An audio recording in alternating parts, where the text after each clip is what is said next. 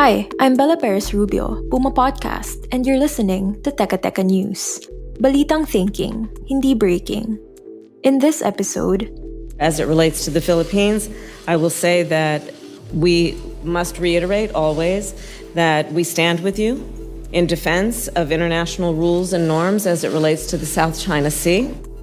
U.S. Vice President Kamala Harris reaffirms America's commitment to its mutual defense treaty with the Philippines on a historic trip to Palawan.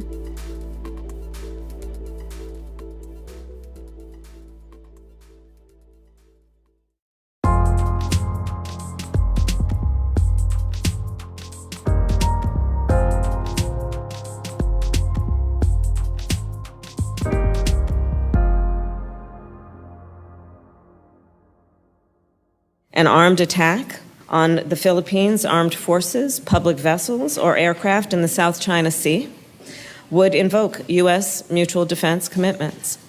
And that is an unwavering commitment that we have to the Philippines. That's Vice President Harris speaking to President Marcos during a bilateral meeting at Malacanang on November 21. She's the latest in a string of top U.S. officials to reaffirm the decades-old mutual defense treaty since Marcos won the presidency. But an analyst says that Harris went even further than the others who came before. Usually in the 1950s, ang context niyan, of course, Philippine Air Force at saka Philippine Navy.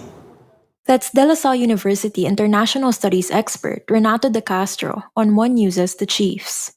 What of course has been including is any attack on the armed forces of the Philippines, which is not of course in the original text of the Mutual Defense Treaty. Nasa Mutual Defense Treaty lang, any attack on Philippine public vessel, air or sea would be considered as an attack on the United States. What has been included was the armed forces of the Philippines. That's right. The U.S. now considers any armed attack on the Philippine military to be covered by the Mutual Defense Treaty. I am here in Palawan to underscore the importance of our partnership in order to create economic opportunities, protect coastal ecosystems, maintain peace and stability, and uphold international rules and norms here in the South China Sea and around the world. To uphold international rules and norms is to support the lives and the livelihoods of people throughout the region. That's Harris on board the Coast Guard's flagship vessel, BRP Teresa Magbanwa. Philippine Coast Guard, you are on the front lines of standing up for the international rules-based order. Each and every day, as you patrol these waters, you uphold the rules and norms that are vital to the prosperity of the Filipino people and people around the world. Prior to delivering this speech, she spoke to one of the many coastal communities affected by China's illegal fishing activities in the area. Earlier today, I heard from local officials in Tagpuras about the generations of families that have fished these waters. The fisheries of Palawan not only provide food for residents, but serve as the economic lifeblood of this island. I met fishers who go out every day and sustainably catch mackerel and tuna. While praising residents for their efforts to empower women and adapt to climate change, she highlighted their continued struggle. The vitality of communities like this is at risk. Communities like this have seen the consequences, and people here know the impacts when foreign vessels enter Philippine waters and illegally deplete the fishing stock, when they harass and intimidate local fishers, when they pollute the ocean and destroy the marine ecosystem. We'll pause here. But when we return, more on what Harris's historic trip to Palawan means.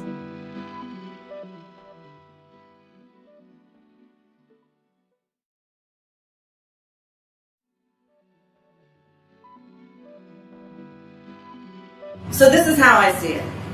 to protect the economic vitality of these communities, to protect the ecosystems they rely on, and to protect lives and livelihoods.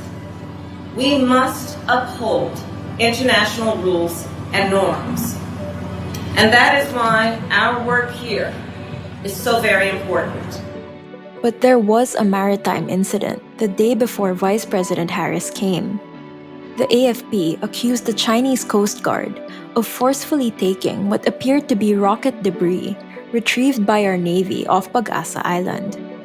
On Tuesday, President Marcos confirmed that the Philippines would be sending a diplomatic note to China over the incident. Yes, I think that that's what we need to do because hindi nagtugma yung report ng Philippine Navy at saka yung report na galing sa China. Because the word forcibly was used in the Navy, in the Philippine Navy report, and that was not the characterization in the Chinese Navy report or the report coming from China. So we have to resolve this issue. I have complete trust in our Navy, and if this is what they say happened, I can only believe that that is what happened. Pag-asa, by the way, is the largest Philippine-occupied island in the Spratlys and is considered by Manila to be part of Palawan province. China, of course, disagrees. As an ally, the United States stands with the Philippines in the face of intimidation and coercion in the South China Sea. As the United States has long made clear, we support the 2016 ruling of the UN Arbitral Tribunal, which delivered a unanimous and final decision firmly rejecting China's expansive South China Sea maritime claims. The tribunal's decision is legally binding and must be respected. That's Harris again, speaking some 500 kilometers away from where the encounter happened. We will continue to rally our allies and partners against unlawful and irresponsible behavior. When the international rules-based order is threatened somewhere, it is threatened everywhere. Vice President Harris, by the way, is now the highest-ranking U.S. official to visit Palawan, which borders the disputed South China Sea. Some pundits say that was more of a message to China than anything else.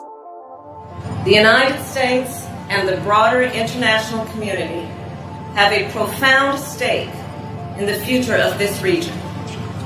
America's prosperity relies on the billions of dollars that flow through these waters every day. She ended her speech and her visit with one final assurance. So to all of you here today, I say, the United States-Philippines alliance is strong. We are committed to you. We are committed to your success and to all the lives and livelihoods that rely on your work. And that was today's episode of Teka Teka. Again, I'm Bella Perez-Rubio. This episode was produced by Kat Ventura and edited by Presh Capistrano. If you liked this episode, don't forget to give us a 5-star rating on your podcast app. It really helps get the word out about our show. At para sa mga mahilig manood sa YouTube, PumaPodcast na rin po kami doon. Just search PumaPodcast and subscribe to our channel. Thanks for listening.